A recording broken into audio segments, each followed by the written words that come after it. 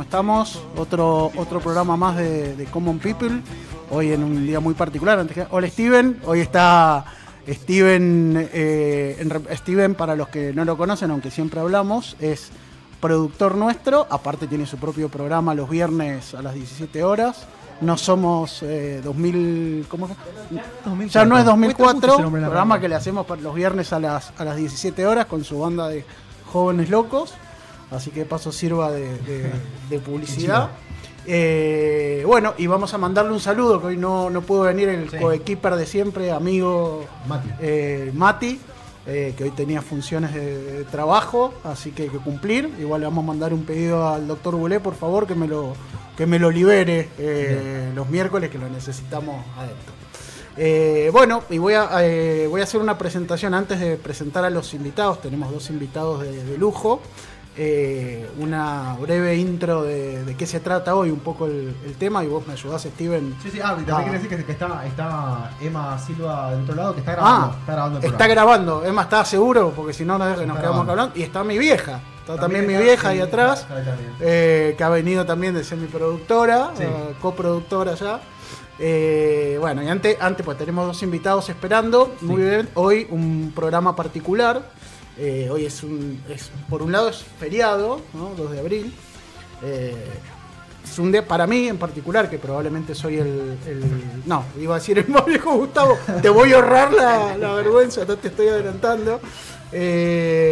Uno de los feriados creo más tristes, se siente en energía, de hecho, como que es uno de los feriados más tristes, porque hoy es el aniversario de lo que se llama, vos nos corregirás después, la gesta de Malvinas o lo que fue en el 82 el desembarco en las Islas Malvinas.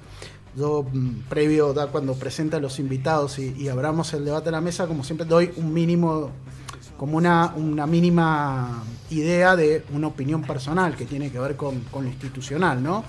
Hay un fenómeno que a mí me pasa con esta suerte de feriado, que a la larga nunca se festeja nada, que tiene que ver con lo que siempre hablo, Steven, que lo escuchás siempre y que por ahí aburre, que tiene que ver con el problema institucional del país, que es la guerra de Malvinas. Tiene una cuestión que hace sentir a la patria como si fuera un maxi kiosco, ¿no? Entonces uno agarra, compra un maxi kiosco, lo vende, y cuando te vienen a cobrar las deudas decís, no, pero si la deuda la tenía el propietario anterior, ¿no?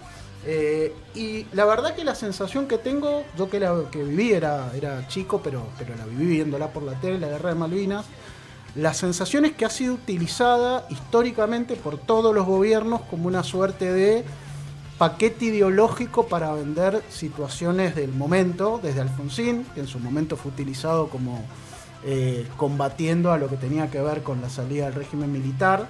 Entonces se los usó prácticamente como símbolo de lo que estaba mal, como si fueran todos Isidoro Cañones, esta referencia antigua, o para aquellos que no lo conocían, que era un militar de esos, como que si fueran la alta burguesía de los militares, y se los escondió, digamos, prácticamente. En la década del 90 se lo planteaba también como una cuestión parecida a lo que fue el discurso del presidente Milei, que ahora lo tenemos. Y es como, la cuestión se ha planteado y utilizado ideológicamente, pero la cuestión es que a los veteranos de Malvinas al día de hoy nadie les da una reivindicación, y son en definitiva laburantes. Así que hago la presentación previo a escuchar el extracto que vamos a escuchar del presidente. Tenemos a Martín González, concejal de Godoy Cruz, por Frente para la Victoria, Frente Godoy Cruz, Unión por la Patria. Concejales local, estamos saliendo desde los estudios, estamos en Godoy Cruz, así que en realidad él es el local. Nos dijeron que iba por acá, entonces le queda también cerca. Así que bueno, un gusto que estés, bienvenido, y muchas gracias. Un gustazo. Y por otro lado, Gustavo Torres, que es sos veterano de Malvinas, aparte sos actor. Tengo justamente, mi mamá hace medio de coproductora, porque hace no mucho tiempo participaron en la película Parque Central, y mi mamá me contó tu historia, y bueno, era justo en el día de Malvinas. Me parece que era interesantísimo conocer un poco una visión desde otro lugar. Bueno, hecha la presentación, pasamos a escuchar el extracto de lo que habló hoy el presidente y abrimos a la charla abierta. Vamos con el extracto. Soberanía sobre las Malvinas se trata. Nosotros siempre dejamos claro que el voto más importante de todos es el que se hace con los pies, y anhelamos que los malvinenses decidan algún día votarnos con los pies a nosotros. Por eso buscamos ser una potencia a punto tal que ellos prefieran ser argentinos, y ni siquiera haga falta usar la disuasión o el convencimiento para lograrlo. Y por eso mismo emprendimos el camino liberador que estamos transitando, para Argentina sea el país más libre del mundo y vuelva a tener el PBI per cápita más alto del planeta. Y a todos los ciudadanos del mundo fantaseen con el sueño argentino. Eso es lo que este gobierno entiende por soberanía. Es la vara con la que nos medimos y nos conformamos con menos. Bueno, suficiente para empezar creo que es suficiente para empezar la charla. Vamos a arrancar por el local. Martín, ¿qué nos contás? Primero, antes que nada, contanos, Martín, quién sos, qué es lo que te motivó a liderar un proceso político acá también en Godoy Cruz, de dónde viene tu militancia, y de ahí empezamos a hablar. Bueno, como bien decías vos, mi nombre es Martín González, yo soy concejal de acá del departamento de Godoy Cruz hace 7 años. Llevo 2 periodos acá en la comuna, representando a los godoycruceños y a las godoycruceñas. Yo soy militante hace muchos años, desde el 2010 empecé a militar. Obviamente, como tantos jóvenes que empezaron a despertar su militancia después de la muerte de Néstor Kirchner, bueno, yo soy uno de esos, de la famosa generación del Bicentenario. Y con respecto a lo que acabo de escuchar, la verdad que lo escuché esta mañana cuando fue la cadena nacional. Más temprano tuvimos un acto en conmemoración de los veteranos y las veteranas de la Guerra de Malvinas. Yo no puedo creer lo que dice el presidente. La verdad que es muy grave, es bastante polémico, siendo muy sutil. Creo que lo que está planteando, lo que está diciendo va en contra de la historia argentina, va en contra del derecho internacional que venimos planteando como soberanía. Cuando habla de autodeterminación, o sea, no estamos en contra de la autodeterminación, estamos hablando de personas, ciudadanos, habitantes de las Malvinas que no son argentinos, que fueron impuestos por el colonialismo británico. Y cuando acá veo a veteranos de guerra escuchando esto, me da mucha vergüenza y el nombre de todos los jóvenes, digo, porque yo no viví la Guerra de Malvinas, porque yo nací mucho tiempo después, pero pedirle disculpas a nuestro invitado que está acá, porque no es lo que pensamos todos. La verdad que nosotros honramos y estamos muy orgullosos de ustedes, y para nosotros son un ejemplo a seguir. No pensamos lo que dice el presidente, digo, puede ser que algunos lo piensen, digo, pero en particular de su gran mayoría los argentinos no pensamos eso. Nosotros queremos recuperar las Malvinas, creemos que las Malvinas son argentinas y no pensamos que las personas que habitan hoy por hoy las islas tengan que decidir sobre algo que son argentinas. No hay discusión en eso. Buenísimo. Gustavo, contanos un poco tu recorrido, qué es ser, para los que nos escuchan, cuál es la diferencia, lo charlamos ahora fuera del aire, entre ser veterano de Malvinas, todos estos términos y un poco qué pensás vos de lo que fue el discurso del presidente o estas palabras, digamos. En principio te cuento, soy veterano de guerra, no reconocido aún como tantos miles de mis compañeros. Soy profesor de geografía, que trabajé en secundaria ya jubilado, y aparte mi segunda actividad es que soy actor. Mira, siempre una guerra es una decisión política evitable, donde siempre pagan los mismos. Siempre mueren los mismos, y los pocos que ganan son siempre los mismos, el poder económico.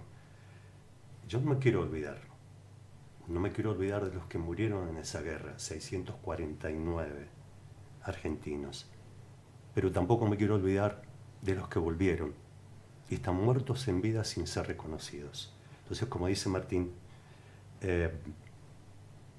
los olvidados somos siempre los mismos, somos nosotros.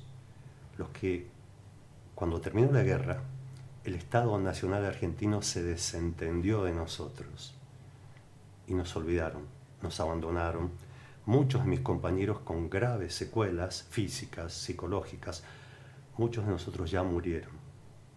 En mi caso, yo sufrí un síndrome depresivo por un vacío existencial, después que toda una estructura de vida de un chico de 18, 19 años se vino abajo. Sufrí de anedonia. La anedonia es el displacer de estar vivo, o sea, es la anulación del deseo vital. Una persona que no tiene deseo vital, es muy difícil que siga adelante en esta vida. Y no hablo de la esperanza está afuera. Puede ser que con suerte me saque la lotería. El deseo vital es otra cosa, es el deseo de seguir vivo, de seguir construyendo un proyecto de vida. Nosotros fuimos abandonados, el Estado nos abandonó, hubo una irrupción, ¿sí?, del proyecto de vida. Muchos de mis compañeros tenían trabajo, después ya no lo volvieron a tomar, porque era el loquito de la guerra. Yo tuve mucha suerte, mucho apoyo de mis padres, mi hermano, mi familia, y pude salir adelante con cierto tratamiento psicológico y reconstruir un proyecto de vida. Pero no todos tuvieron esa suerte. Entonces, cuando uno escucha este discurso del presidente, de alguna manera es un desprecio y una burla a todos aquellos que inocentemente entregaron su vida en esa guerra evitable, después vamos a ver por qué, si querés, y a todos los que volvimos, porque inocentemente entregamos nuestras vidas. Pensemos que en esa época se hacía el servicio militar obligatorio. Para los chicos que hoy no saben de qué se trata, eran los 3 últimos números del documento, del DNI, salía un sorteo por la Lotería Nacional y bueno, y ahí la suerte que te tocaba. Si te tocaba un número bajo, te salvabas del servicio militar obligatorio. Claro. En mi caso, digamos que, como diría Pepe Biondi, en aquella... Me tocó el número alto. Me tocó el número 1000, el más alto no había. Y yo creí que, digo, bueno, es la Armada, me toca marinero. No, me tocó lo más duro de todos, que es la Infantería de Marina. Y no solo eso, bueno, tocó la circunstancia de la guerra. Bueno, también para los que, Steven, vos que tenés la visión que vos no has vivido, ni la guerra de Malvinas, sí, no. Esto yo lo voy a contar yo en primera persona. Yo fui la última camada que se sorteó, porque bueno, un poco la idea, vos sos militante, así que también vas seguro, pero, o sea, está la historia que conocés. No, yo fui la última camada que se sorteó, no, yo me sorteé. O sea, la última camada que se sorteó fue la mía. Sí. Yo saqué número bajo, digamos, claro, para el servicio militar, para aquellos que no conocen, el servicio militar, luego de la muerte de un soldado, Carrasco, sí, en la época del menemismo. Sí, la época del menemismo, y bueno, se derogó el servicio militar obligatorio. Y se hacía el sorteo. En mi caso que fui, estaba esperando a la mañana y escuchaba por la radio diciendo que no me toque número bajo. Es más incluso que porque aparte de eso, era estar 2 años sin hacer nada, el pedo, digamos, para el que no tiene, claro, un destino de carrera militar. Y por otro lado, la verdad que yo tenía mucho miedo a la revisión médica. Porque se comentaba que la revisión médica, porque tenías 2 expectativas, que te toque número bajo o tener pie plano, alguna cuestión, pero decían sí, que la revisión era bastante border, digamos, ¿no? Yo te digo, he tenido compañeros en el batallón de Infantería de Marina número 1, donde yo estuve destinado, con epilepsia. ¿Entendés lo que te digo? Sí. A ver, o sea, era un ganado que iba pasando. La suerte que tuvieras, que bueno, por ahí, más que pie plano, te hacían pasar. Claro. Ojo, estamos hablando de una época muy dura durante la dictadura militar, ¿no es cierto? Y veníamos hablando con vos, Steven, sí, que a todo esto tenemos un tema, no sé, teníamos una canción para escuchar de fondo, que también después nos vas a contar vos, Gustavo, un poco cuál es la historia de esta canción. Y en definitiva, hay una cuestión también que se trae todo el tiempo a colación con el tema de la guerra de las Malvinas, y que tiene que ver con que fue un intento de los militares de ganar popularidad con Galtieri, de pegar como un manotazo ahogado, también me parece que fue utilizado desde el sector toquecito más bajo, profesor, un toco más bajo. Espero que se escuche porque está bueno, sí. Hasta sienten los tambores. Y en definitiva tiene que ver también, ¿no?, con una batalla ideológica, que me parece que tuvo más que ver con lo que nos pasaba a nosotros que... Sí, hay dos vertientes, mira. Por un lado, lo que ocurría acá, el proceso militar, con los primeros enfoques y aplicación del neoliberalismo de Martínez de Hoz, sobre todo, bueno, que, dejó mucho desempleo, mucha pobreza, fue un espanto económicamente y, bueno, y políticamente. Y por otro lado, lo que ocurría en el Reino Unido de Gran Bretaña, es decir, por otro lado, las Malvinas tenían un costo económico, no producía unos recursos gananciales al reino. Por otro lado, la aplicación también del neoliberalismo dentro de la población británica hizo que la gente estuviera muy descontenta, y esto fue como anillo al dedo, justamente la toma, la recuperación de las Malvinas por parte nuestra fue como el aval, como para que esta mujer, la Margaret Thatcher, que admira a este presidente, ay Dios, tuviera, digamos, la oportunidad de reivindicarse, y de hecho fue lo que pasó. Entonces fue usado políticamente y geopolíticamente bajo la influencia también de Estados Unidos, obviamente. Che, Martín, ahora te voy a preguntar un poco a vos, haciendo medio un paralelo entre lo que estamos hablando de Malvinas y lo que fue, bueno, hoy el discurso del presidente respecto a esto. Y en cierta medida lo que hay es una discusión ideológica y política. Te toca ser concejal, prácticamente, que es un desembarco acá en Godoy Cruz, para los que no nos escuchan, es un bastión radical hace muchísimos años, en particular... El primer constructor de esto es el hoy gobernador Alfredo Cornejo, que es político heavy, y te toca militar acá. ¿Cómo haces? ¿Cómo es luchar por ideales en un departamento como este, donde me imagino que ideológicamente no debe ser nada fácil la lucha acá, ¿no? Mira, primero que nada voy a decir algo que decía esta mañana otro veterano de guerra, que en un acto que estábamos, y ya te respondo, pero en un acto que estábamos, él decía: hoy la patria nos demanda que estemos más activos que nunca. Y la verdad que yo le respondí que la verdad la patria no le demanda nada, al contrario, tiene que agradecerles siempre lo que hicieron ustedes como veteranos de guerra, como combatientes de guerra, y la reivindicación siempre tiene que ser eterna, nada de demandar la patria absolutamente nada. Ustedes cumplieron a rajatabla y con creces lo que podían cumplir con las condiciones que tenían. Y con respecto a lo que vos me decís, la verdad siempre, por supuesto, Godoy Cruz es un territorio complejo, un territorio que hace 26 años que gobierna el radicalismo. Para los que somos peronistas es complicado, por supuesto que sí, pero cuando uno tiene, más allá de las convicciones, cuando uno tiene ese vínculo con la gente, siempre es más fácil, porque yo la verdad que puedo tener un montón de defectos, un montón de errores, soy joven, entonces hay un montón de cosas que voy aprendiendo en el camino, pero si hay algo que jamás dejé desde el momento que asumí allá por 2018, es estar en la calle. Y cuando uno está en la calle, cuando uno recorre Godoy Cruz, cuando uno habla con los vecinos, con las vecinas, es mucho más fácil porque uno sabe lo que quieren los vecinos. Y por supuesto uno se encuentra con un montón de cosas que no le gustan. Yo cuando tengo que enfrentarme, entre comillas, o plantear cosas que no me gustan dentro de la gestión municipal, porque la verdad que me pasa, soy el único concejal de la oposición hoy por hoy en Godoy Cruz.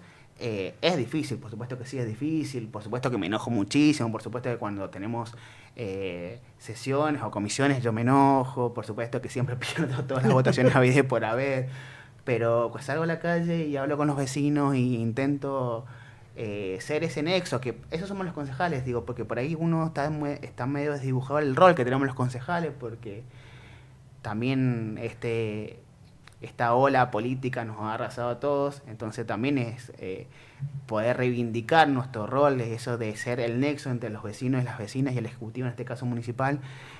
Cuando uno sale a la calle e intenta gestionar cosas que pueden ser simples para algunos, cuando la escuchan por fuera, pero para el vecino que la está viviendo es complejo, que puede ser desde que te falta luz en las plazas, o que el árbol te esté rompiendo la cloaca, que se esté metiendo en la calle, o que las varias zonas de Guaycruz sean totalmente inseguras, y uno pueda, desde su granito de arena, poder aportar para que eso se solucione, y ya es ganancia en comparación de lo que uno por ahí piensa, que dice, bueno, si voy perdiendo una votación, sí, las voy a perder todas porque soy minoría, por supuesto que sí, pero las gestiones son los que hacen a los concejales poder marcar la diferencia. ¿Cómo se hace? En principio te voy a preguntar a vos, Gustavo, porque ¿qué era esta canción que sonaba todo esto de fondo? Que si podemos volverla a poner y ahora sí un toquitín más alto para que la podamos escuchar. Contarnos de qué se trata esta canción.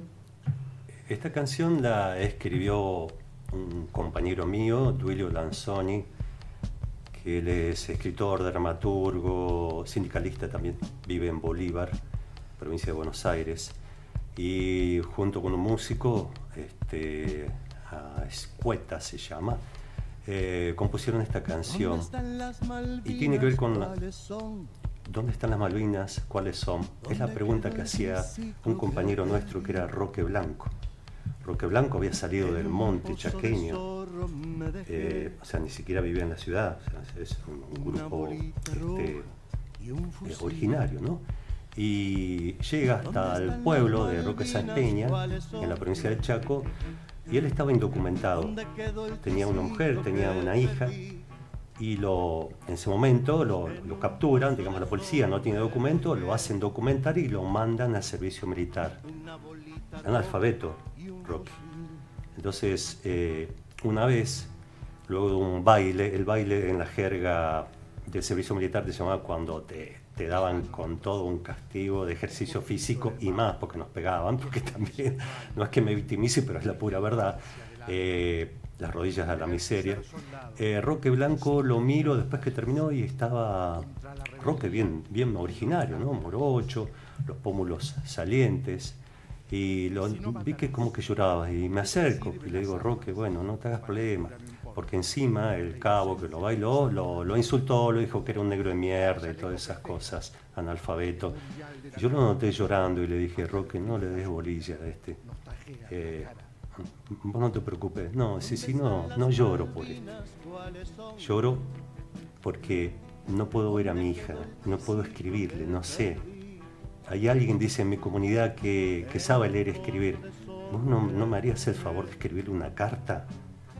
Y yo era Furriel, y bueno, tomé virome, papel, le hice la carta, se la mandamos, y él me dibujó una sonrisa. Esto fue antes de la guerra, cuando surge la guerra, Roque, analfabeto, no tiene ni idea qué eran las Malvinas. No las había escuchado nunca. Entonces, por eso la pregunta, ¿dónde están las Malvinas? ¿Cuáles son? Y como Roque, tantos compañeros.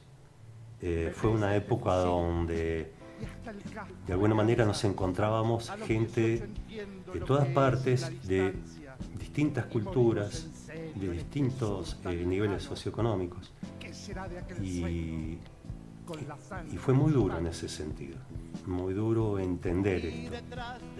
Yo ahora voy a converger con vos, Steven, te voy a usar de sparring, estas preguntas de, ¿no? Primero escuchar un poco qué es lo que dijo Milei, hablar de militancia, hablar de una vivencia concreta en Malvinas, pero hay generaciones que esto lo viven de una manera distinta. Y hoy veníamos con Esteban charlando en el auto, y como siempre nos pasa, el programa pasado hablando de la serie Adolescencia, Esteban me transmite como unas vivencias totalmente distintas a las que yo tengo a los 40 y pico de años, a las generaciones más grandes, que tiene que ver con qué pasa con los de 20 y pico. Y a vos no te pareció tan loco lo que dijo Milei.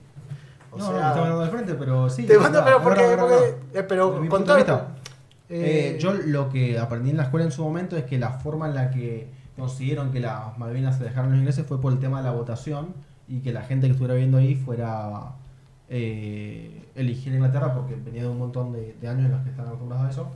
Y no me pareció tan loco en el sentido de que básicamente lo que dice es que para que la gente los elija, que la gente vea a Argentina como una potencia, y que me parece poco realista, la verdad. O sea, lo veo difícil, es en un futuro que pase. Creo que una forma de justificar, que es un poco lo que decía al principio, de usar las Malvinas para que se alinee con el discurso actual de lo que él decía es: estamos intentando hacer que Argentina sea una potencia, qué sé yo, y la forma en la que lo encausa eso con las Malvinas es decir, si hacemos que sea una potencia, entonces nos van a elegir en un futuro. Eso es lo que... Sí, que hay una suerte de utilización, si se quiere, de el discurso de Malvinas, que aparte ¿cuánto duró el discurso completo? 7 minutos, creo. No sé, he visto estos recortes, ese es el que resonó en Sí, igual creo que no, 8 minutos. Sí, y fue un discurso, digamos, se utilizó en cierta... Acá te estoy pues sé que no, sí. Te estoy dando vuelta, te estoy alegando, invirtiéndote tu razonamiento, que no es lo que vos decís, pero es un poco lo que hizo Milei, fue decir, che, este tema de Malvinas, si seguimos nosotros nuestro plan económico, claro, nuestras líneas, qué sé yo, vamos a hacer potencia, los ingleses nos van a decir, quiero pertenecer, quiero ir al conurbano bonaerense. El imperio argentino, quiero claro, van a venir y van a decir, queremos ir a vivir a La Matanza, cosa de que Steven tiene una familia culturalmente de un nivel más que alto, y tiene posibilidad de discutir esto a nivel familiar, digamos, más allá de que ideológicamente cada uno tiene su visión. Ahora, ¿cómo se da una discusión ideológica o política en un momento como este, donde la política viene cascoteada mal, en un momento donde el discurso principal desde a nivel presidencial en el país y a nivel en líneas generales internacionales es una crítica muy fuerte a la actividad política, a la militancia, al compromiso, si se quiere también, ¿no? El compromiso en todos los ámbitos, al individualismo y no a lo social. ¿Cómo se hace? Vos que sos militante ante esto, ante una andanada donde sos casta. Por supuesto, mucha casta. Con 35 años soy muy casta. Hay temas que son transversales, que a los argentinos no importa qué ideología tengan, qué piensen, de qué club de fútbol son, a quién votaron, la verdad que no le interesa. Y Malvinas es uno de ellos. O sea, no creo, o espero creer, que ningún argentino pueda pensar de esa manera. Digo, o sea, todos pensamos lo mismo, todos creemos que las Malvinas son argentinas, todos pensamos que lo que pasó fue terrible para los argentinos, todos esperamos que nunca más vuelva a ocurrir, nadie desea la guerra, menos con una potencia como en su momento, bueno, insisto, yo no había nacido en ese momento, pero ir a una guerra con una potencia mundial es una locura, pero hay cosas que son básicas, independientemente del contexto en el que estemos viviendo, si es Milei el presidente, si es Cristina, si es Macri, quien sea, digo. Hay temas que nos tienen que unir a todos y que son transversales a cualquier ideología política. Malvinas es uno. O sea, nosotros no podemos dar ni un centímetro de regalar un centímetro a lo que está pasando, digo, a lo que hemos vivenciado, a lo que se ha conquistado, a cuál ha sido la postura argentina históricamente en el derecho internacional, en cuestiones que tengan que ver con la política internacional y lo que dijo hoy el presidente va totalmente en contra con lo que históricamente Argentina ha venido reclamando, porque si bien es verdad lo que decía Esteban, o sea, los jóvenes por ahí muchos lo ven muy lejano lo que pasó, digo, o sea, lo que plantea Milei es que decidan los habitantes de las islas, cuando son habitantes que no son argentinos, que fueron impuestos.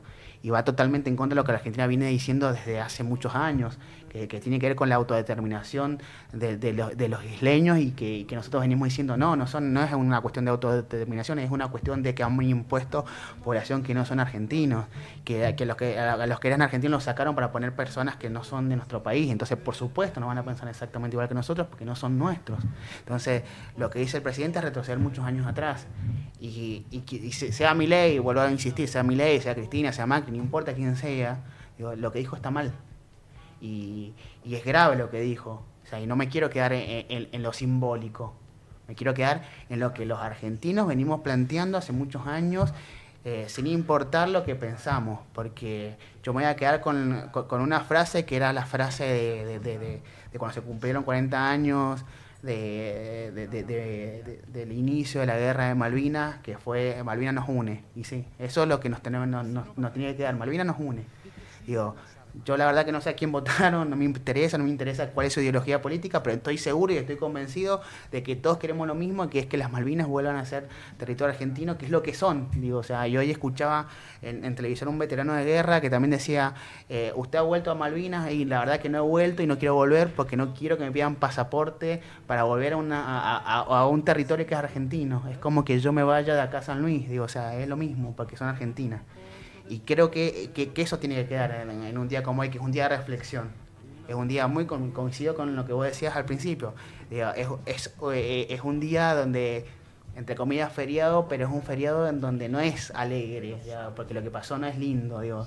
Es un día para que reflexionemos y que sigamos reclamando la soberanía argentina sobre el territorio argentino, que son las Islas Malvinas, Georgia y San Luis del Sur. Digo, o sea, hay como una, en esto, sí, que yo decía al principio, hay como una suerte en este feriado, que es probable que vos me dirás, Steven, qué pasa con tu generación, en lo que tiene que ver con la visión por ahí de... Primero, ¿están al tanto del feriado de hoy, saben? Sí, sí. La tienen, o sea, ¿qué vende las Malvinas? ¿O qué veías? Vos ya estás en la facu, sí. Pero tu grupo, por ejemplo, en el programa, que son como ¿cuántos 6, años tiene Esteban, primero que nada? Esteban ya es el más grande de la camada. El 23 tengo. Ah, ok. Sí. Pero tu camada, que son la banda de los chicos del programa, que son 6, 7... Sí. ¿Qué vieron en el secundario de Malvinas? ¿O qué hablan en la facu? Siempre he escuchado dos posturas y intento ser cuidadoso con lo que digo, porque estoy con una persona que fue a las islas, ¿no? Entonces, hasta cierto punto siento que tengo que tener cierto cuidado y menos autoridad en lo que digo, pero siempre he escuchado dos historias. Una por un lado, de que una más patriótica y otra en la que se trata un poco de menos a las personas que fueron. Una en la que dicen que hay como que honrar a las personas que fueron, y otra que es una historia como un poco más victimista. No sé si victimista es la palabra, de decir, enviaron a estos chicos y fueron utilizados. ¿Entendés? He escuchado esas dos versiones. Lo que sí siempre está en común es que las Malvinas son territorio argentino. Eso es lo que cualquier chico te va a decir hoy. Y después sí está el debate de cómo hacer para revertir eso, o el tema de los habitantes que habíamos hablado antes.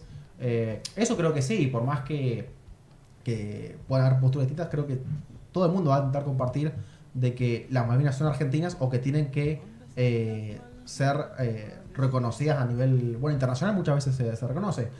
Eso. Vos sabés que lo que soy, me parece, generación intermedia de todos, Steven, vos dos y vení vos, Gustavo, nos implantaron en cierta medida una sensación de bastante vergüenza con Malvinas, ¿no? Como desde el año 83 para acá, más allá después del auge de Alfonsín, pero que creo que también hubo una utilización en ese caso de Malvinas para comparar a los militares, o sea, hacer una comparación, y que creo que hoy se sigue haciendo. Creo que hay una pelea ideológica fuerte, ¿no? De esta cosa de querer comparar que a los militares de Malvinas, a los excombatientes, en cierta medida se los deja a un costado, se los tapa, porque hay como una reminiscencia de que el ejército o lo militar tiene que ver con el proceso. Entonces, permanentemente se utiliza, sea por derecha o por izquierda, ¿no? Cuando se está más cercano a la derecha, se los reivindica y se les dice, vengan, los voy a poner como ejemplo, y que vean los chicos jóvenes cómo podemos generar poder, qué sé yo. Cuando viene un gobierno más progresista, es como decir, son militares, qué sé yo. Previo a abrir, cuento yo, por ejemplo, como abogado, tengo un montón de clientes militares. Y la verdad que los militares, o sea, no son los militares que se juntan en lugares extraños y planifican, sí, ¿no? Porque aparte no somos un país de grandes guerras, sí, de grandes guerras internas, pero no de grandes guerras externas.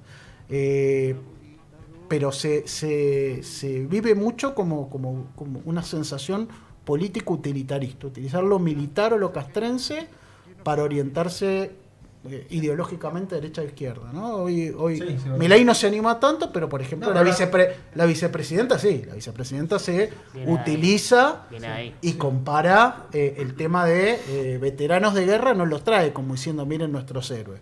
Lo dicen, miren todos los que murieron en la época de los militares, no se los juzga, ¿no?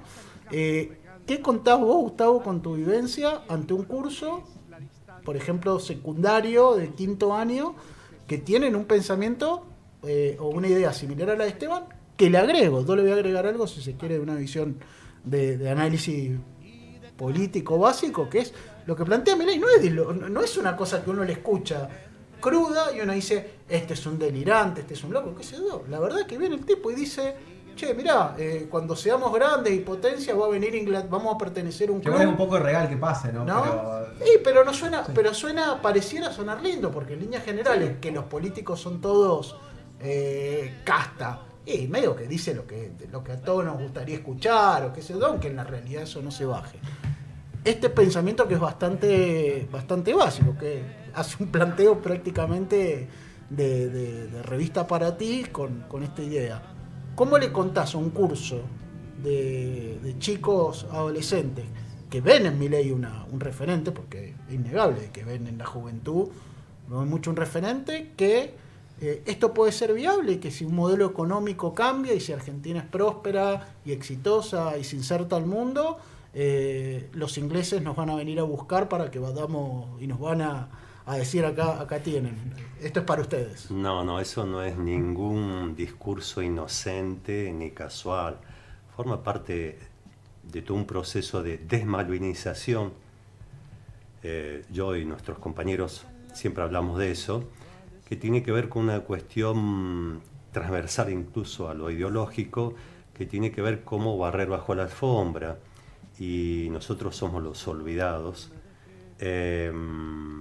En un estado que ya te digo que se desentiende de quienes entregamos la vida, inocentemente, porque era obligación hacer el servicio militar y la entregamos convencidos, no es que no. Entonces, cuando uno analiza esto, no es inocente para nada. En principio, el concepto de soberanía no se remite solo a las Islas Malvinas. Cuando en la Patagonia tenés a Lewis, tenés a Benetton, con su propio aeropuerto, como un enclave, como si fuera un país aparte donde nadie puede entrar, donde tenés grandes empresas mineras multinacionales. Entonces, cuando hablamos de soberanía hay que hablar de eso, entonces, y ser coherente en eso. Ser coherente que hay una soberanía alimentaria también, donde todos tienen derecho a comer. Una soberanía de los recursos naturales, el agua. Vos sabés que nombraste Patagonia, perdóname, pero pues justo está mi vieja del otro lado. Yo no sé, Steven, si vos viste, también te voy a usar de fronting. Hoy te uso, no está magia, así que hoy te liquido. ¿Vos escuchaste la noticia de que un gobierno provincial en la Patagonia rompió el monumento a un monumento que había a un escritor que se llamaba Osvaldo Bayer? No sé si no me suena la noticia, ¿no? ¿No te suena? Bueno, no me estoy escapando, no me suena la noticia. No, está perfecto. Okay, bueno, lo cual es importante que bueno, yo que no soy un detractor de Milei, no soy un detractor de Milei, sino que trato de analizarlo como un proceso político. Sí creo que de las cosas más graves que han ocurrido, lamento que haya pasado desapercibido. En la Patagonia, pues justo lo nombraste, ocurrió un hecho trágico en la historia argentina, que de hecho tuvo cientos y miles de víctimas, que se llamó la Patagonia Trágica. Osvaldo Bayer fue un escritor extraordinario, realmente más allá de lo ideológico, que escribió justamente el libro La Patagonia Rebelde, de la cual después se hizo... Creo que lo vi. Visitante Ilustre de Godoy Cruz. Visitante Ilustre de Godoy Cruz, una que después fue una serie de libros, a mí en particular me llega porque yo tengo todos los libros autografiados por él. Es cierto que obviamente que era progresista. Estar cerca del arte, de la cultura, de la historia, de alguna manera requiere un compromiso ideológico y de sensibilidad particular, pero estamos hablando de unos de los no solo autores, incluso historiadores. Se lo vamos a preguntar a Piña esto, que en un ratito lo vamos a tener. A las 6. A las 6, no sé cómo estamos Estamos a las 50. Bueno, vamos haciendo redondeo para claro, hacer estamos viendo en pantalla ¿Podés mostrar ahí la pantalla? Ya lo tenemos. Si nos está escuchando, empiezo a hablar más prolijo. Sí. Allá el monumento. Sí, esto lo vi.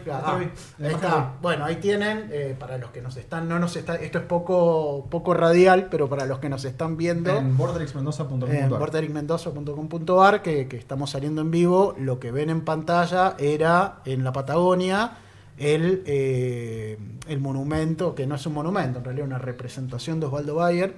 Un grande, o sea, uno de los grandes en serio, uno les puede gustar más o menos, y que retrató todo lo que fue una cuestión de época, ¿no? Se lo vamos a preguntar a Felipe. Eso sí son cosas que a mí me preocupan y que son graves, porque es atentar contra un patrimonio cultural, contra personas emblemáticas. Hoy hablamos, y perdón que me extiendo y vamos cerrando para hacer un break, y veníamos también, hoy te vandalizo la charla, hablamos incluso, que seguro va a salir en la charla en un ratito, que me contaba, hablamos de San Martín.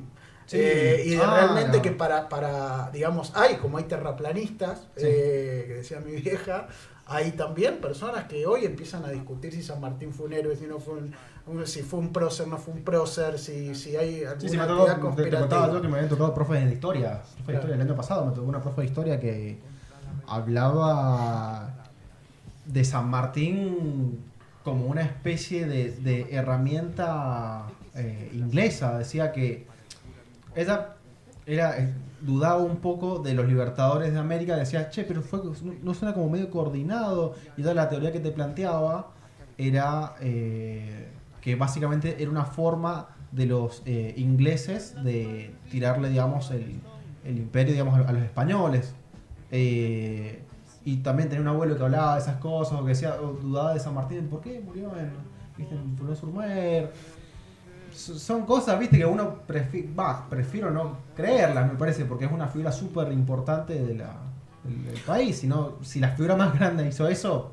Por eso, yo creo que cuando entramos en el límite de decir, mirá, uno puede hacer 1000 investigaciones, y ya veo que Felipe termina diciendo en un rato, no, San Martín era un infiltrado inglés y demás. No creo que lo diga. No creo. Seguramente deben haber muchos más. Y menos que se atreva a decirlo Mendoza. No. Pero es como decir, entrar a discutir a San Martín, bueno, tienen que saber lo que nos escuchan, que probablemente son jóvenes. Obviamente Osvaldo Bayer no es un prócer, no peleó batada, pero desde el punto de vista de las letras y del mundo de la historia y el mundo intelectual, desconocerlo, tirar abajo, es prácticamente como si a uno se le ocurriera ir a una escuela que se llame Manuel Belgrano y agarrar el busto, y porque cree que Manuel Belgrano en realidad quería imponer un virreinato con un rey inca, venir con una 4x4 y tirar abajo, digamos, el monumento. Entramos como en un terreno que, mirá, ningún presidente, y vuelvo al principio y vamos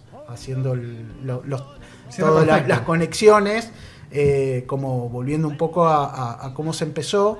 Es cuando llega un presidente al gobierno, no está inventando la patria de nuevo. O sea, no es necesario que venga a inventar, porque en líneas generales la patria existe, es preexistente a él. Claro. Y hay una cuestión, y vuelvo y cierro con esta idea con la que arranqué de Maxi Kiosco, que tiene que ver con, llega un presidente nuevo y plantea que el presidente anterior o las gestiones anteriores fueron mirá, hay una continuidad desde el punto de vista jurídico, hay una continuidad de lo que vienen pasando, y soy un administrador de una parte. La gente que luchó en Malvinas y que hoy sufre, no es un requecho que quedó en el 82, después en el 83 y tienen que hacer cargo, va a saber el que hizo el quilombo. No, este es un tema nuestro, de todos los que estamos acá. Bueno, hacemos, si quieren, un pequeño corte, y cuando volvemos esperemos tenerlo da Felipe Peña con nosotros, y abierto a el tema originario que se le planteó a él, tenía que ver con Irigoyen y Lencinas, ¿no? Como el caudillo radical arrancó su relación con el interior, pero me parece que va a ser ineludible tocar temas Malvinas, y quedará abierto también a la mesa para que le pregunten. Estamos de vuelta acá en Vorterix Mendoza, en 104.5, mientras que esperamos a Felipe, que está ahí estamos esperando la conexión. Uno, te queríamos como nos ibas a contar una historia familiar que te quedó ahí del tema de Malvinas, ¿no? Claro, la guerra no la vivimos solo nosotros, la vivió la familia. Después de la guerra, mi papá me contó que durante la guerra mi mamá se sentaba todas las tardes frente a la ventana con la mirada perdida, quién sabe dónde, meciéndose en la silla y esperando alguna noticia mía, alguna carta mía, alguna llamada mía, que yo estaba bien, que ¿cuándo termina la guerra? ¿Cuándo vas a volver, nene?, decía susurrando. Recién cuando terminó la guerra se enteraron que yo estaba vivo, cuando lo llamé por teléfono. Fue la única vez que sentí a mi padre llorando. Cuando me dieron la baja y volví a casa era una madrugada de julio. Hacía frío, pero no tanto como allá en el sur. Antes que tocara el timbre, mi mamá abrió la puerta presintiendo que era yo. Se paró frente a mí. Me miró a los ojos. Muy profundo. Un momento eterno. No me dijo una sola palabra. Y me abrazó fuerte. Muy fuerte mientras lloraba. Y lloraba. Y nunca más hablamos del tema. Esto que te digo forma parte de un monólogo que hago en una obra de teatro que la estamos preparando, la va a dirigir José Kemelmacher, mi gran amigo. Que estamos hablando ahora, de paso, tiramos el chivo de la película de Parque Central. Tal cual. Pero esto que te digo es muy vivencial. Todos hemos pasado eso y las familias han pasado eso. El no saber. No tenían noticias nuestras, no sabían. Entonces, una guerra también deja eso, también deja secuelas, dolor ante la posible pérdida. Ni pensar aquellas madres que han perdido a su hijo, lo más valioso. Cuando uno entrega lo más valioso de uno, que es la propia vida o la vida de un hijo, no es chiste todo esto. No es como para que alguien se lo tome con la frivolidad que se lo toma un presidente como el actual. Da que estamos claramente haciendo tiempo, pues estamos claramente haciendo tiempo, Steven, al margen de que queremos escuchar esta historia. Da que estamos, te voy a usar a vos, Gustavo, que estás en arte. ¿Cómo fue actuar con mi vieja? Hermoso. Tu mamá, Paula Sinaí, hace un personaje en la película Parque Central de una anciana en un geriátrico, y es una anciana en silla de ruedas con Alzheimer, y hermoso, es un ser muy rico, tu mamá. Realmente tenés que estar orgulloso, y qué bueno que te tocó una mamá así. Bueno, después cuando le decía también, ¿no? Estoy blanqueando cosas que charlamos recién en el corte. Después invitaré un asado y unos vinos en casa también. No es fácil tener una madre artista. ¿Tu hijo qué hace, Martín? Contame de tu familia. Mi papá, falleció hace un año y pico. Él siempre, toda su vida se dedicó al comercio. Él tenía mayoristas en su momento de vinos, después de bebidas, en la feria de Godoy Cruz. Mi mamá también laboraba con él, ahora jubilada. ¿Fue feriante? Digamos. Fue feriante, sí. No toda su vida, fue feriante la última etapa de su vida, pero después siempre tuvo distribuidoras mayoristas de vino, sobre todo. O sea, me acuerdo toda mi vida haber estado siempre entre damas juanas, tetras y cosas así. O sea, sí. Mi papá siempre se dedicó al comercio. ¿Sí? Nada que ver con la política, jamás, nunca. Nada, ninguno. De hecho, ambos, tanto mi papá como mi mamá, siempre los dos han sido afiliados al radicalismo. Mi mamá, mi papá que a todo esto le mandamos, me hiciste acordar, le vamos a mandar saludos a que está escuchando, me acaba de escribir, a Lean Galaski. Un abrazo grande, un gran compañero. Un gran compañero, hace mucho que no lo veo, pero un gran compañero. Que hacía el trabajo duro de Lean, que seguramente nos estás escuchando, el trabajo duro de ser judío y peronista, que es como una entelequia, digamos, desde el punto de vista político y de hecho es de las... Y encima en una rama ortodoxa, los judíos tenemos, en líneas generales, no es mi caso, pero en líneas generales hay un antiperonismo bastante marcado desde el recuerdo de que supuestamente Perón había permitido que vengan nazis. Yo perdón que te interrumpa. Dale, perdón que te interrumpa porque quiero volver a lo que dijiste vos recién hace un rato que tenía que ver con la visión de lo militar y el peronismo o el progresismo. Y yo la otra vez escuchaba a Cristina y la verdad que tiene toda la razón del mundo. O sea, cuando nos achacan que nosotros estamos en contra de los militares o en contra de todo ese sector y la verdad que no es cierto. O sea, nuestro principal conductor o referente político, Juan Domingo Perón, era militar. No, por supuesto, estamos en contra de los que llevaron a cabo o adelante la dictadura militar. Por supuesto, toda esa gente, la verdad que es totalmente repudiable.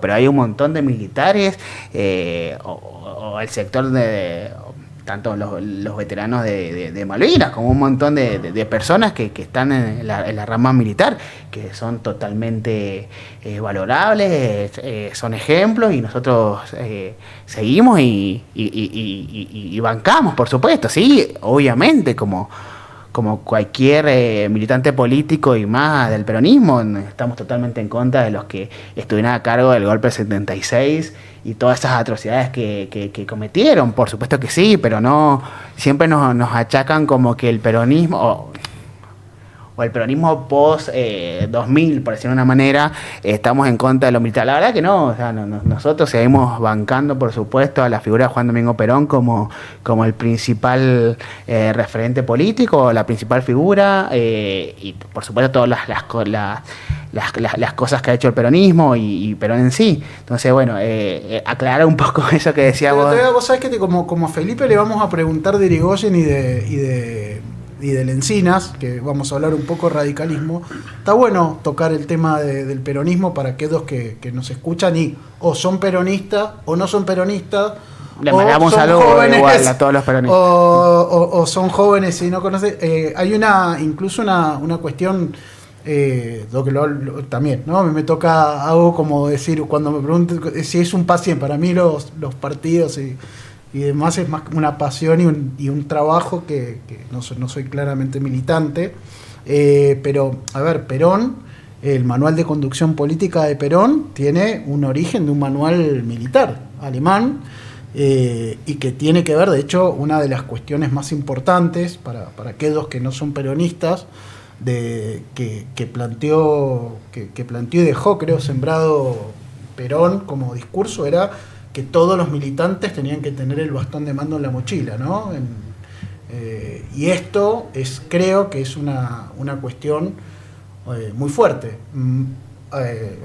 Usando a Lean de excusa, porque encima su papá también era radical, por eso me acuerdo, para mandarle, que falleció hace unos años, un gran tipo, Eduardo. Me acuerdo de él. Eduardo, un tipo divino, entrañable, era ultra radical y me acuerdo de copios basados con él. Puteaba en el templo, y yo me tocaba en cierta medida, Leandro, contenerlo.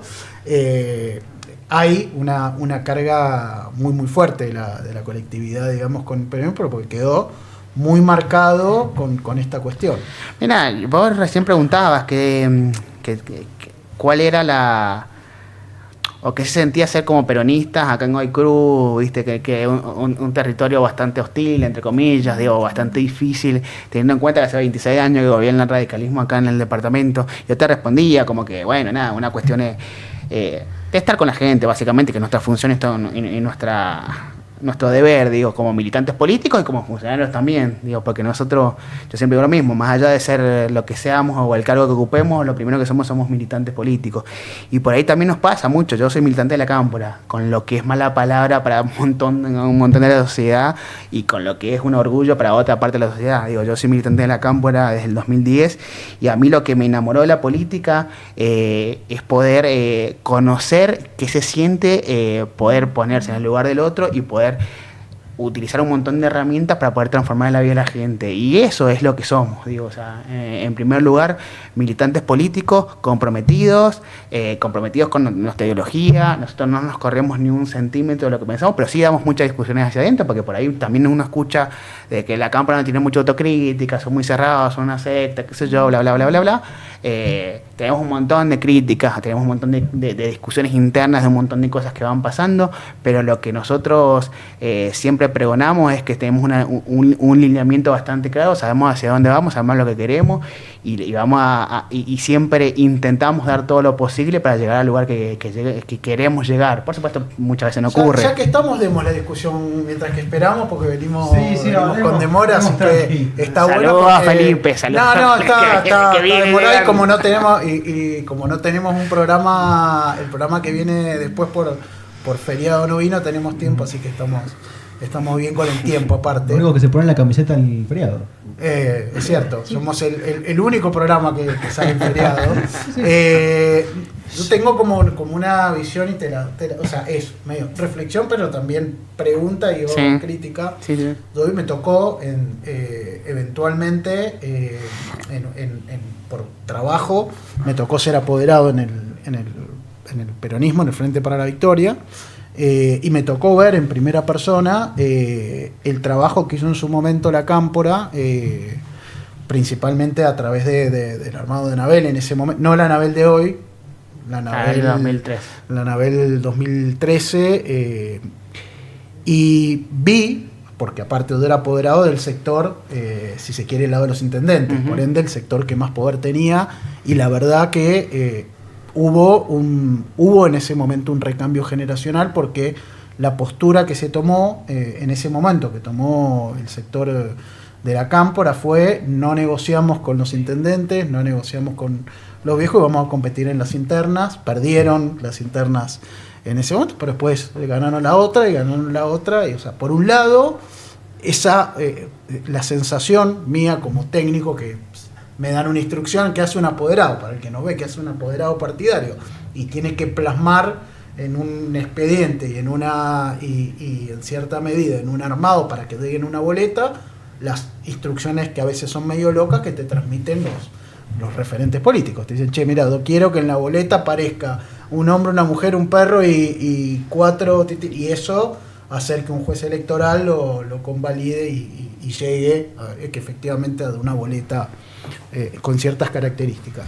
Ahora, sí, luego lo que percibe y que te transmito, lo que probablemente es una crítica de la mayoría, o que se ha escuchado mucho, que es cuánto tiene que ver a posteriori de lo que fue, si querés, más la gesta, entre comillas, de la Cámpora, el tema de los cargos, del acercamiento por cargos, no cargos políticos, no los cargos que se disputan en el terreno electoral, sino los cargos que tienen que ver con la administración pública, que es como la gran, si se quiere, creo que es un poco la crítica, o sea, si fue en su momento, hoy se ha transformado en una juventud política, entre comillas, rentada.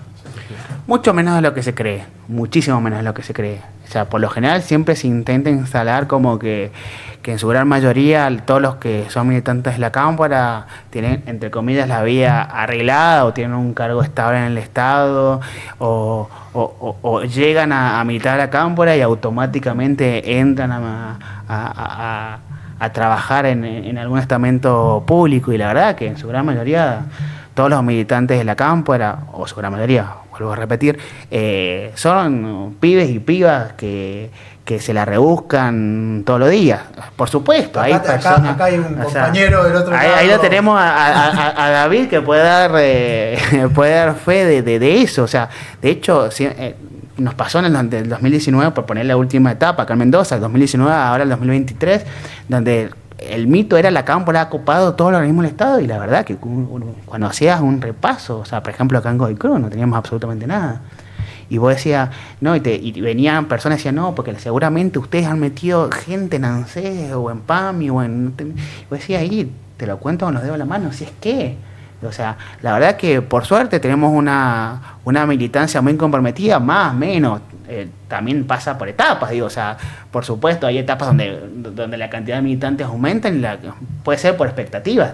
por este propio mito, digo, pero en su gran mayoría son compañeros y compañeras que están convencidos y que dan absolutamente todo por el proyecto político y por lo que creemos que hay que hacer. Podemos estar equivocados o no, eso después será otra discusión, pero creo que son personas, tanto hombres como mujeres, que están dispuestos a hacer un montón de cuestiones para tratar de llegar a lo que queremos llegar y al objetivo claro, que es gobernar cada rincón de nuestro país, y acá en Godoy Cruz, por supuesto, ser gobierno en algún momento acá en el departamento, sin duda. Da que estamos, y Gustavo, salimos medio de retomaremos con tema Malvinas, pero da que estamos, te aprovecho para hacer este contrapunto.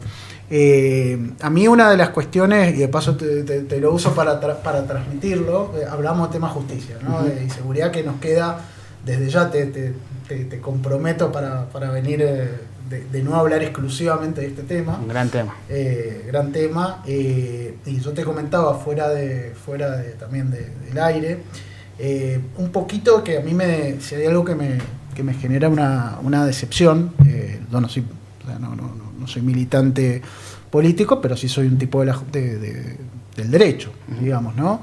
Y hay como una cuestión ante la incapacidad de construcción de las estructuras políticas, el Poder Judicial es uno de los 3 poderes del Estado, por ende tiene reglas políticas también, y si querés crítica para justamente es una de las áreas donde más fuerte pisa Anabel, ¿no? Anabel Fernández Agustín maneja el tema de la Comisión de Acuerdos para los Pliegos hace muchos años, y en particular en Mendoza, ante la incapacidad de construcción dentro de la corporación de lo que son los abogados, terminan negociando pliegos con el oficialismo de cualquier tipo. Entonces, lo mismo que se combate, en este caso se discute mucho sobre cuán republicano es un gobierno provincial que ya lleva muchos años instalado, pero si después te sentás y negociás pliegos y entran tipos que no los sacás nunca más, ¿hasta dónde? ¿Por qué no hacer la misma construcción que hicieron políticamente, pero en el fuero, digamos, en el fuero de abogados? Sé que no es el tuyo. No. Porque si no es bancarse la que venga. Por supuesto, y yo en eso puedo que no esté tan de acuerdo con tu planteo. Yo creo que vos conocés mejor que yo cómo se maneja la justicia en la provincia de Mendoza, sabés quiénes son los que manejan la justicia en la provincia de Mendoza. Nosotros somos muy críticos vos hablabas recién de la inseguridad, y tiene mucho que ver con lo que pasa en el Ministerio Público Fiscal, con lo que pasa en la justicia, más allá de la falta de experiencia o la mala gestión en este caso, de la ministra de Seguridad de la provincia de Mendoza. También tiene mucho que ver con lo que hace el procurador de la Corte o lo que hacen los propios miembros de la Corte y todos los jueces. Creo que es muy difícil plantearse o hablar de justicia cuando todo y absolutamente todos los órganos de control los maneja la misma persona, que es Alfredo Cornejo, el gobernador Cornejo.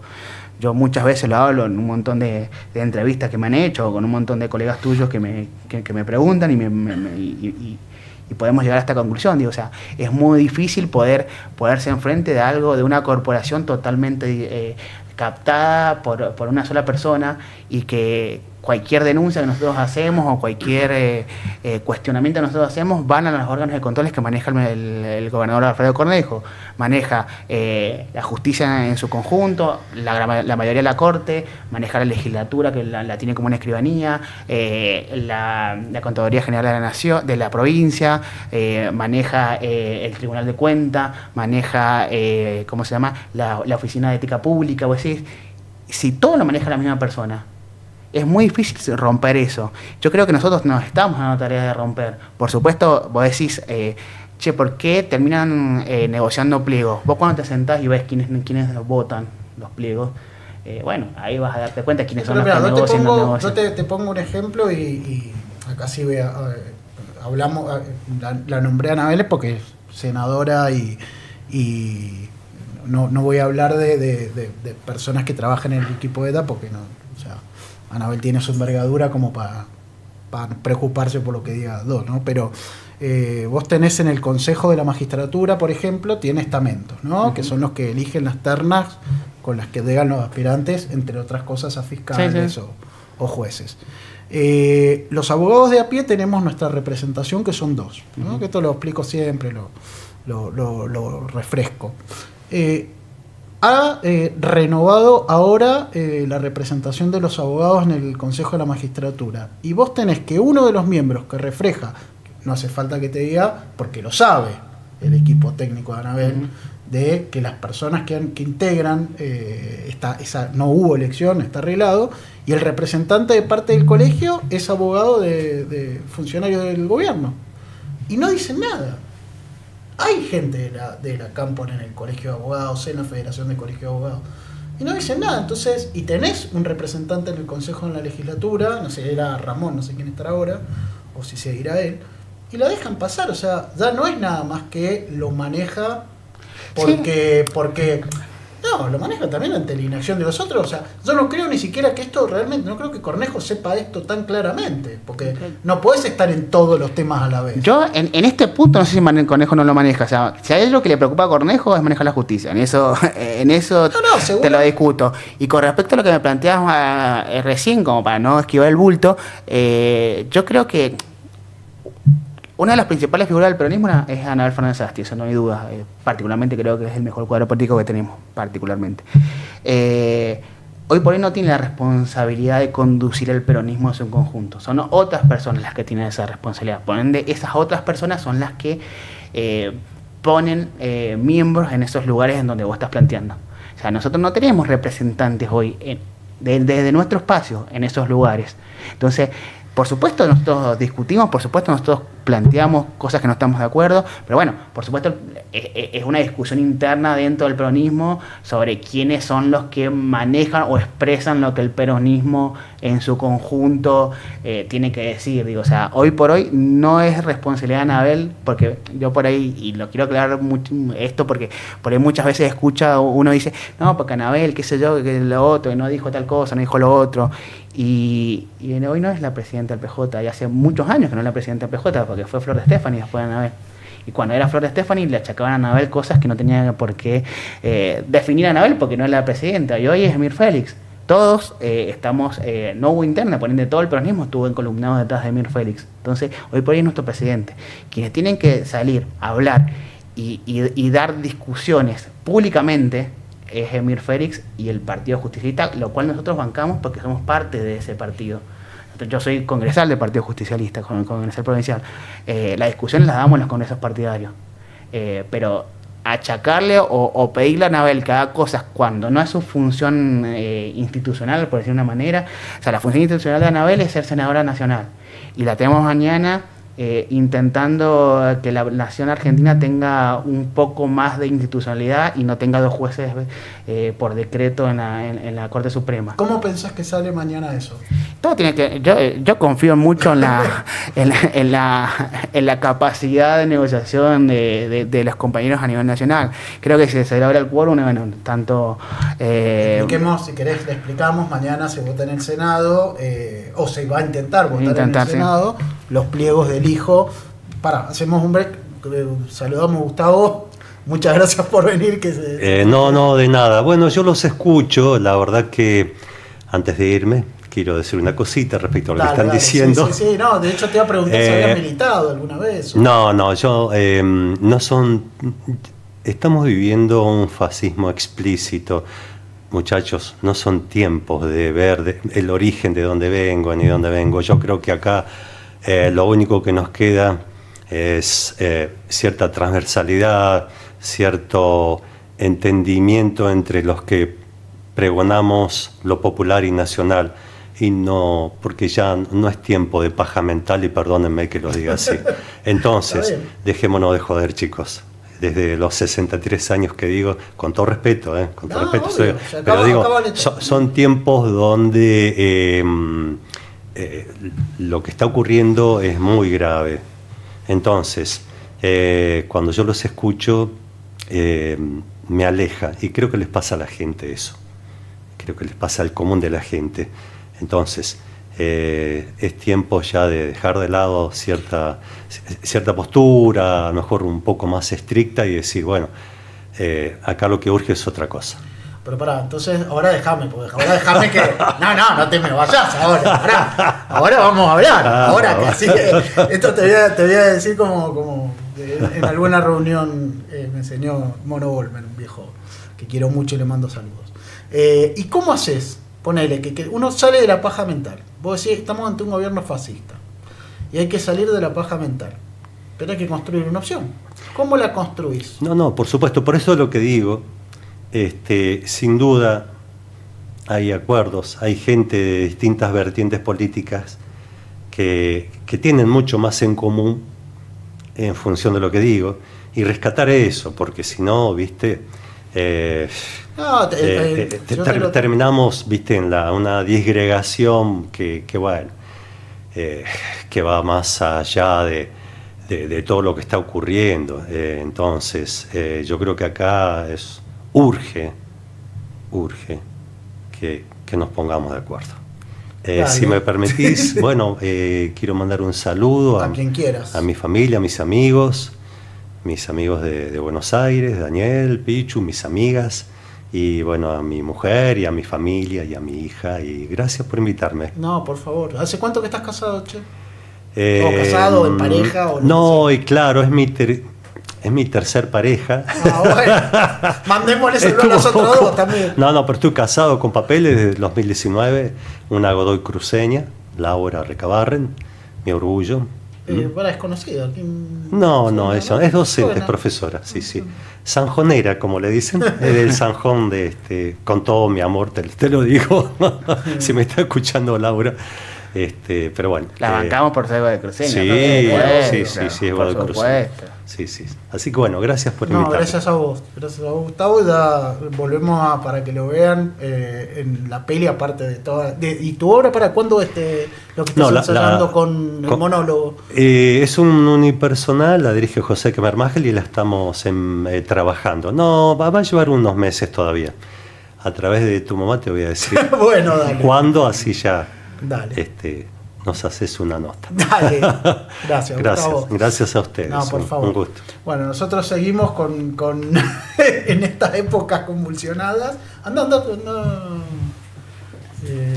Tranquilo. Seguimos en estas épocas convulsionadas, que es verdad, ¿no? Le voy a tomar el palo que tiró Gustavo, que es bastante cierto, porque la verdad es que hay cosas que son así. Nació en medio el programa, cuando nació así, que es ¿qué carajo le importa? Por ahí estamos hablando, estamos hablando de mañana se vota si Lijo y Mancilla terminan su pliego aprobado o no. Y es cierto que probablemente al común de la gente le chupa un huevo. La verdad que es una rosca muy propia nuestra, ¿no? Cuento un internet, hay que saber, pues está bueno, salen estas cosas y lo converso con vos, Martín. Nos toca muchas veces cuando surgen los temas políticos, que a vos mismo, Steven, pasa que se entran hay una parte del discurso político que pudre, ¿no? Sí.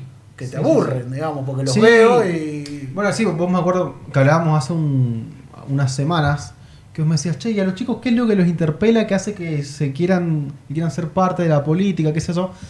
Y yo algo que me acuerdo marcado, que hubiera sido una época en la que los chicos se metían en política, fue cuando yo cursaba cuarto o quinto año, que estaba el debate del aborto, que habían debates mucho más culturales, o de la guerra cultural, que habla siempre Milei, pero en esa época, porque se metían componentes identitarios, digamos, ¿no? O sea, cosas que engloban a cualquier persona, porque cualquier persona es hombre o mujer, y esa fue la vez en la que más vi eso. Y por ejemplo, muchos chicos que se decían de derecha, lo que fuera, en su momento Milei era una figura importante en su momento. Él estaba hablando en televisión, pero no llamaba la atención porque era un tipo que hablaba de economía. Y es más, bueno, yo estuve con chicos que no les gustaba la economía, estábamos metidos en otra rama, estábamos en la de humanidades, la mayoría de mis amigos están en humanidades, y yo entré a economía por sorteo, básicamente, pues no me quedó lugar. Creo que ese es el momento en el que más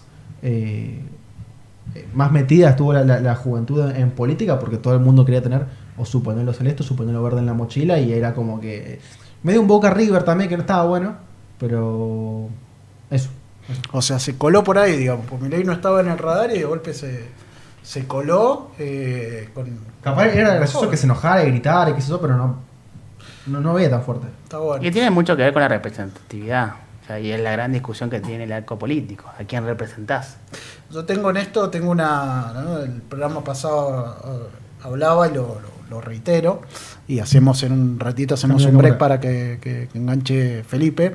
Yo creo que hay se requiere una reforma institucional muy, muy importante, y en tanto y en cuanto las cosas sigan así, que los partidos políticos tengan el monopolio de las candidaturas, se empieza a poner cada vez más complejo.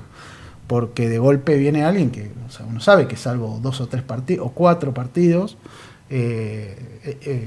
son cedos de goma. Entonces termina habiendo también una cuestión. Esto, mañana hay, entiendo que aburre y demás, pero mañana hay una que entiendo que a la mayoría de la gente le aburra, pero es muy trascendente lo que pasa, que 2 ministros de la Corte... Y que le puede cambiar la vida a un montón de personas. Entren o no. Y en cierta medida... si habría una suerte de disciplina partidaria, lo de mañana estaría más o menos saldado. O sea, ya se tendría claro que mañana los pliegos no están. Yo tengo mis serias dudas, sinceramente, conociendo el mundo. Ojalá que me equivoque y me damen un montón para decirme que te haces el...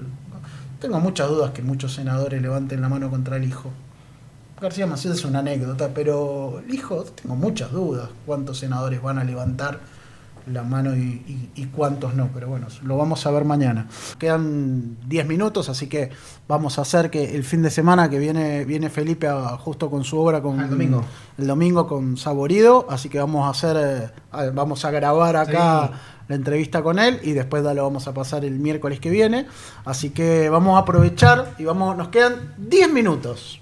O 12, ¿cuántos minutos? Nos quedan 12 minutos y en 12 minutos, Martín, vamos a fondear tema seguridad. Okay. Yo te estaba contando, vos que sos de Godoy Cruz, sí. ¿no? Te cuento, justo mañana empieza un juicio por jurados, no voy a dar detalles porque si no sería desleal, pero básicamente encuentro una problemática que es política, que no tiene que ver con lo judicial, que es una causa que viene desde el 2022 en el barrio La Gloria. Durante 2022-2023 no pasó nunca nada, más allá de la causa, ¿no? En sí, pero digo, respecto al barrio, parecía que estaban todos felices y contentos en el barrio y todos preocupados por que el caso se esclarezca, 2022-2023.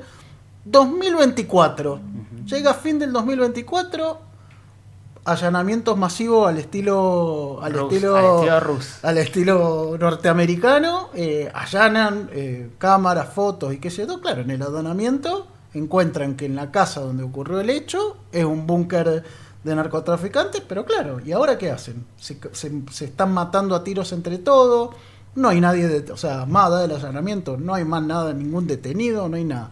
¿Qué pasa con estos allanamientos? ¿Cómo ve el tema seguridad? Vos que sos de acá de Godoy Cruz. Mira, primero que nada, ¿cómo veo el tema de seguridad? El tema de seguridad de la provincia de Mendoza lo veo muy complicado, muy, muy, muy complicado. Con cualquier vecino con el que hablé te plantea que la seguridad es el top 3 de las preocupaciones de cualquier godoycruceño, de cualquier mendocino en realidad y mendocina.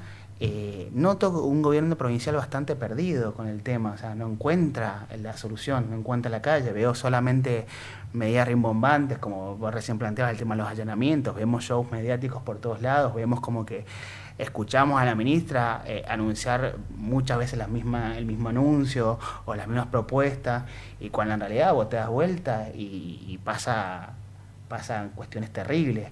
Y sobre todo con el tema del narcotráfico. Nosotros venimos planteando hace mucho tiempo que vemos con preocupación que el Estado se empieza a retirar de los barrios del Gran Mendoza, sobre todo, porque por supuesto el Gran Mendoza es la principal preocupación.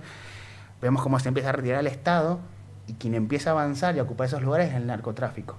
O sea, quienes el Estado antes financiaba merenderos, ahora lo financia el narcotráfico. Los clubes sociales lo financia el narcotráfico. Los préstamos entre los vecinos y los de los barrios lo financia el narcotráfico. Una vecina que quiere hacerse una piecita se la presta el narco. Y la verdad es preocupante y notamos cómo tanto el gobierno provincial y el gobierno nacional nos hacen cargo de eso.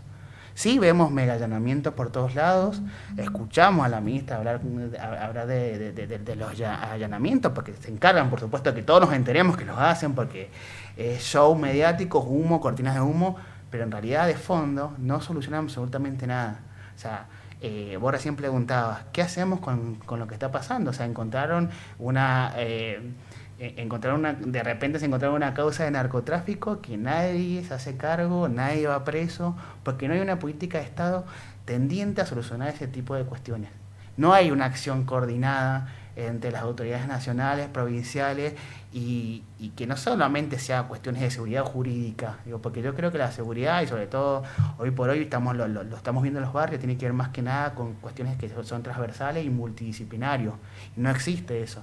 Nosotros, las estadísticas que vemos, tanto de inseguridad como, por ejemplo, escuchaba tanto el gobernador como a la ministra hablar de que ellos estaban contentos porque habían disminuido las cifras de homicidios en ocasiones de robo, pero omitían de que el año pasado aumentó el 8% los homicidios en comparación con el año 2023, pero el 40% de esos homicidios tenían que ver con ajuste de cuenta. 48%, casi el 50% tenía que ver con ajuste de cuenta. Y no se hacían cargo porque decía que eso eran problemas entre privados, problemas entre relaciones personales. Cuando hablamos de ajuste de cuenta tenemos que ver con el avance del narcotráfico y guerra de bandas. Entonces, para el gobierno provincial, el narcotráfico no es un problema. Y yo creo que es un gran error. Y no lo digo yo, lo dijo el propio ministro de Seguridad, de Justicia, Cunha Libarona, cuando las últimas 2 veces vino a Mendoza. Las 2 últimas veces dijo exactamente lo mismo. Estoy preocupado por el avance del narcotráfico en Mendoza. Después salió el gobernador Cornejo hablando y diciendo, no, bueno, en realidad quiso decir el narcomenudeo es un negocio rentable, poco penado, muchas personas se dedican, lo cual es peor todavía. Porque si vos estás sabiendo cuál es el problema y no estás buscando una respuesta, es porque no te interesa. Tanto al gobernador como a la ministra de Seguridad, Mercedes Ruz, no le interesa el avance del narcotráfico o el narcomenudeo en la provincia de Mendoza. Y la verdad que a nosotros, como dirigentes políticos, como personas que nos estamos dedicando al tema de la seguridad, nos preocupa de sobremanera. Porque es algo que los vecinos y las vecinas de cualquier casa que golpeamos nos plantean.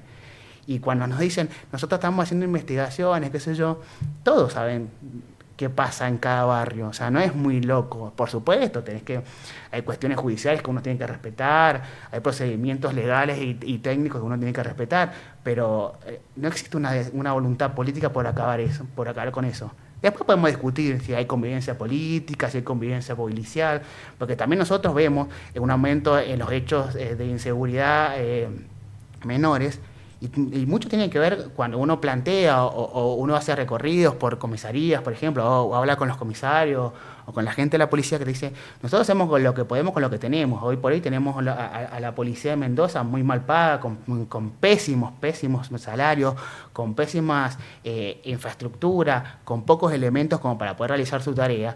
Y la verdad que cuando escuchamos y nos dicen, no, bueno, la verdad que este año va a ser el año en que mayor inversión tenemos en seguridad, pero ¿a qué costo? O sea, sí, la cosa es te lo hago como comentario y te lo dejo como si querés, como idea como una idea, digamos, de laburo. El sistema, a ver, en la provincia, en líneas generales siempre, pero en la provincia, en cierta medida lo que tiene que ver con seguridad, o para los que nos están escuchando y ven la noticia, y como nos dijo Gustavo, nos tiró un vaso de que por ahí a la gente hay cosas que no le interesa, pero para que entiendan de qué se trata cuando hablamos de esto, hay como 2 grandes poderes, hay 3 poderes, ¿no? Todos sabemos, está el poder ejecutivo, el legislativo y el judicial.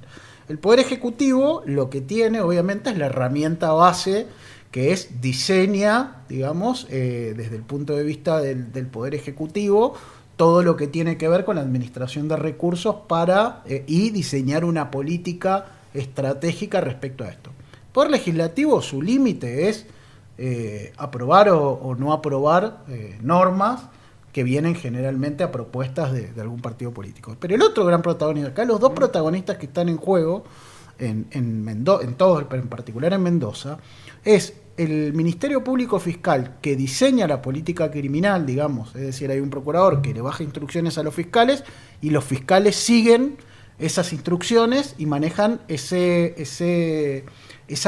visión de lo que tiene que ver con la política criminal. Por ejemplo, también para quienes nos escuchan, el procurador puede ordenar o no que las estafas piramidales sean o no sean tenidas como estafa, porque la gente podría saber que no se puede ganar el 10%. Y el procurador toma como decisión decir, bajo una orden por la cual este delito no se contempla, o en casos de violencia de género no se da una suspensión de juicio a prueba. O sea, es una parte del problema. El otro problema lo tiene el Ejecutivo, ¿no? Con su ministra en este caso hablo mujer porque es mujer, su ministra de Seguridad. El problema es cuando son un engranaje tipo el Tetris, ¿no? Juego, vos lo debes haber jugado, Steven. Que el tema es que cuando movés un engranaje, dos temas, movés un engranaje y no conocés cómo se juega el juego, es como te queda el cuadradito en el medio que no lo soluciona más y perdés el juego. Pareciera haber, no por el lado, en este caso de la Procuración, que tiene experiencia, pero hay que ver cuán condicionado no está por el poder, digamos, pero por el lado de seguridad pareciera como haber un desconocimiento, decir, mirá, vos tenés un allanamiento masivo y encima lo haces para las cámaras. La policía se contacta toda. Por supuesto. O sea, todos los policías sabían que ese allanamiento iba a ocurrir. O sea, y los vecinos sabían que no ocurría. Se enteran, pero si viven todos. O sea, los policías viven en los mismos barrios que vive la gente. Los policías, para el que está escuchando, si cree que los policías viven en el Dalvian, no, viven todos en los mismos barrios. Entonces, se conocen, se ubican, y después está la otra. Es como un matrimonio mal habido. Viene un amigo y te cuenta que tu pareja te fue infiel. Bueno, te tiró un baldazo que tenés que ver qué haces con eso y con tu pareja. Cuando vos haces un allanamiento o tomás decisiones y no sabés cuáles son las posibles consecuencias, te tenés que hacer cargo después de lo que haces. Tiraron este allanamiento y me imagino, viene la reflexión, si querés, porque hasta ahora fue todo asertivo de mi parte, es ¿qué haces con esto que tomaste la decisión de hacer? Vos comentabas el narcotráfico, por ejemplo, alquila, nos quedan 3 minutos, así que te termino con esto y te dejo para que cerréis vos con lo que quieras. El narcotráfico es interesantísimo lo que comentaba esto, una idea muy clara, que es el narcotráfico ocupa todos los lugares que el Estado no ocupa. O sea, hay gente, o sea, le da una habitación. La gente tiene que saber que en las zonas más vulnerables la gente paga, o sea, la gente que está sin hogar o no tiene documento o está medio prófugo de la justicia o alquila habitaciones por una fortuna, pues no tiene ni para alquilar ni garantes ni lugares, y pasan en estos barrios. En el barrio de La Gloria debe estar lleno y son los narcos, tal cual lo decía el gran problema de hacinamiento que hay en el barrio de La Gloria. Entonces pasan en estos barrios populosos donde Godoy Cruz es uno de los focos. Pero te dejo para que cerrés, nos queda 1 minuto y medio, y que comentes lo que te ha quedado, digamos. No, un poco siguiendo lo último que acabas de decir, te voy a tratar de ser un poco más concreto. Yo coincido con vos al 100%, o sea, nosotros notamos y vemos hace un tiempo un gobierno provincial que ha perdido la calle. Vemos una ministra que tiene las mejores buenas intenciones del mundo, pero tiene muchísima inexperiencia. Vemos un procurador de la corte que está más preocupado por salvar a sus amigos que por impartir justicia o por impartir una investigación bastante normal con respecto a los hechos graves que están pasando en la provincia de Mendoza. No veo una política seria de seguridad. Nosotros escuchamos y vemos al gobernador hace un tiempo hablar, nosotros tenemos un plan de seguridad. Bueno, nadie lo conoce el plan de seguridad. Más allá de los rimbombantes, más allá de grandes anuncios que son para la tribuna, porque en realidad en la práctica y en la realidad no termina ocurriendo, no sabemos qué pasa. Entonces nosotros lo que le pedimos tanto a la ministra de Seguridad como al gobernador, como a todos los intendentes, porque también se tienen que involucrar los intendentes. Después en algún momento hablaremos de algunas cuestiones municipales que la verdad que dejan bastante que desear, pero nosotros lo que le pedimos a quienes están encargados de gestionar tanto la provincia de Mendoza como los municipios, que se pongan del lado de los vecinos y que intenten de una vez por todas escuchar cuál es la problemática principal de los vecinos, que es que no pueden salir a la calle. Los vecinos tienen miedo de salir a la calle y es una de las principales preocupaciones y se lo venimos planteando hace mucho tiempo. Y la única respuesta que tenemos de parte tanto de las autoridades provinciales como municipales es una vendida de humo grande y atroz. Muy bien. Con estas palabras contundentes y el mensaje para que recojan el guante desde la gobernación con el tema seguridad, terminamos otro programa en Vorterix. Steven, semana que viene seguimos. Domingo lo vamos a tener acá a Piña, sí, bajo amenaza. Que sepa Bulé. Que intervenga la ministra. Que sepa Bulé que esté y que a ver si tienen prevención. Si el domingo no está acá, tiene un problema. No va a pasar esa guarda. No va a estar acá. Así que bueno, muchísimas gracias. Gracias a ustedes por la invitación. Un saludo a Mati, que no pudo venir. Un saludo a Mati otra vez, que nos dejó hoy, pero que bueno, después de toda esta charla tan amena que hemos tenido en la procuración, lo echan. Saludos, perdón. Claro, perdón. Saludos a Bulé, que nos está mirando. Y que lo necesitamos acá a Mati, así que... Y a Max. A nuestro operador estrella, que parte va a tocar, tiene un recital el viernes. Y a tu mamá, que está ahí. Y a mi vieja, que está estuvo bancando. A tu mamá, que estuvo bancando toda la mañana y todo el día. Toda la tarde. Así que un gusto y nos vemos.